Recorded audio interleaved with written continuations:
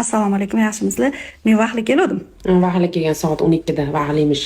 Meni 9 ga chaqirib qo'yib, o'zi 11 da kirib keldi. Nima qilish kerak bu insonni? Almashtiraymi, o'rniga boshqa kolorist bo'lsa, menga qo'ng'iroq qilinglar. Hech kim qo'ng'iroq qilmasin. Daddalasini chiqarib keladi. Qilib o'tirmanglar. Men menaqa qilmang, sochingizni. Ana o'sha uchun ham qoldimda, bo'lmasa ketib borishim kerak edi. Biz bitta nima deydi, urushib yarashib qoldik. Kech qolganim, bu kech qoluvchiligim menga doim pand beradi, bugun yomon ham pand berdi. Men nima uchun qaytdim? Balki sochimga sizdan boshqasi bunday mehr ko'rsatmaydi-da, o'sha uchun qaytdim. Bo'lmasa men achkimni haqqi hurmati siz borib qaytdim. Sochni qaranglar, chotki bo'lgan. Peeling qildik, ildosh dedi. 40 ta qizil garshugini kiydirdi. Dilafruzning yordam berdi. Aylanib ketay. Borib meni uyimdan olib kelgan bu. Baribir shunda ham kech qolib keldim-da.